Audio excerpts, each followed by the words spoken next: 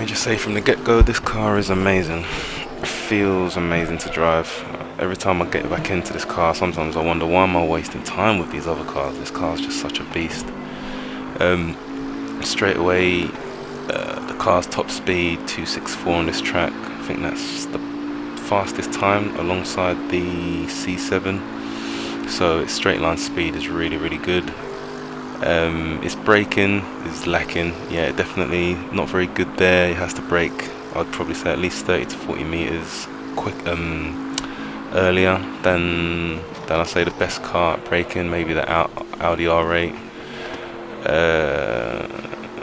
It's also surprisingly still good at cornering. Like, I'm going around these corners and yeah, it feels heavy, feels a little bit cumbersome, but it still turns in decently, and it also gets around corners quite well as well, so I feel like I can get on the throttle to help it rotate a bit more.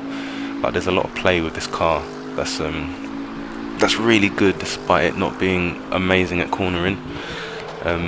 Like, just the way it comes through here, like, I can get back on that throttle early, and especially with like a really low wing, it just rotates really nice.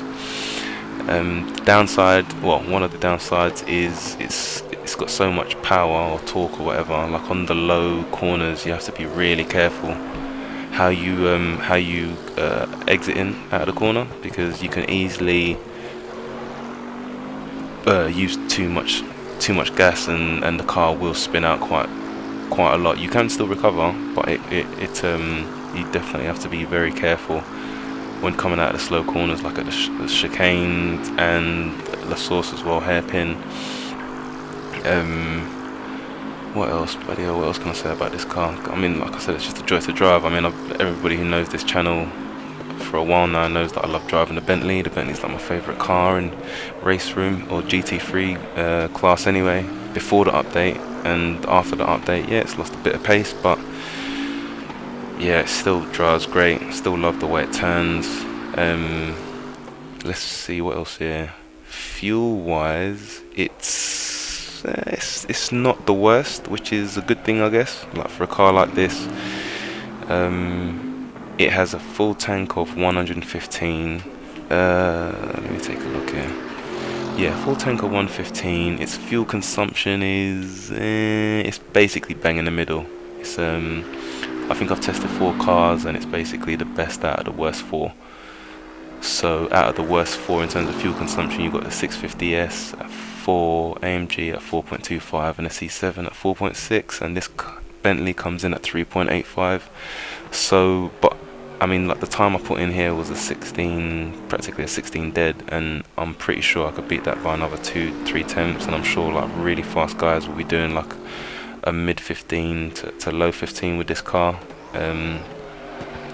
So it has the pace on, I feel like it has roughly the same sort of pace as the AMG and the C7, but it also has better fuel economy than them, so it could definitely pose as a very good sprint and endurance car for those that want to pick it, whereas the AMG and the C7 probably more suited to just sprint races. Endurance wise, they're going to really suffer.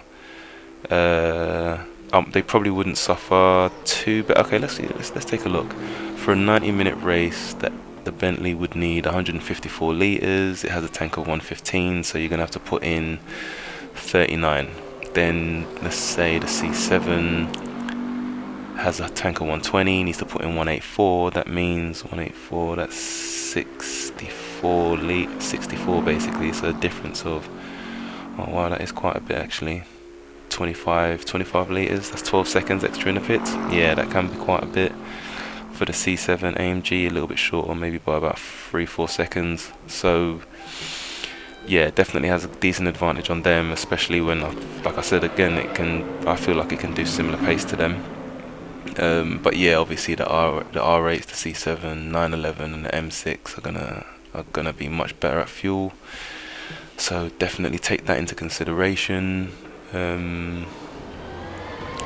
But yeah, I mean, you can see around this track, I think, yeah, I've definitely made quite a few mistakes. The way I'm coming into La Source here now, I just about take the apex. I probably could do it a little bit better there, definitely.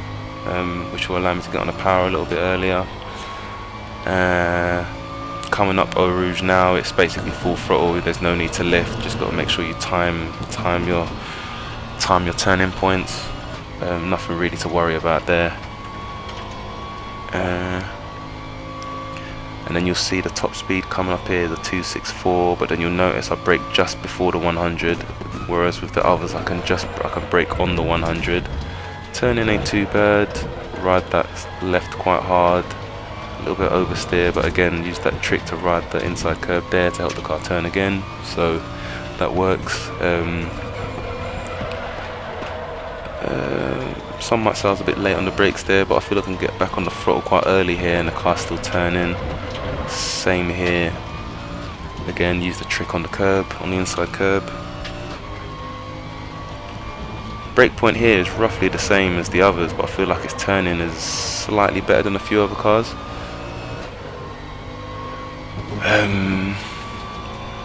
That's Pouhon, I think. Here's definitely where I made a mistake. I think while turning in here was pretty good. It was this next one here. I feel like I probably got on the throttle a bit too much and then caused the car to wiggle quite a bit there. Definitely lost a tenth. My turn in here went too bad. A little bit of a slide, but nothing too costly. And then from there on, it's just basically full throttle all the way to the end, towards the chicane.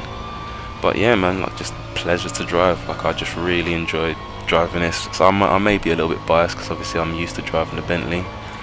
But it's nice to know that, you know, I haven't driven it in a couple weeks to maybe a month now, and I'm still quite comfortable with it. Turn in here, not too bad. Again, just got to be quite careful when I'm getting on the throttle here.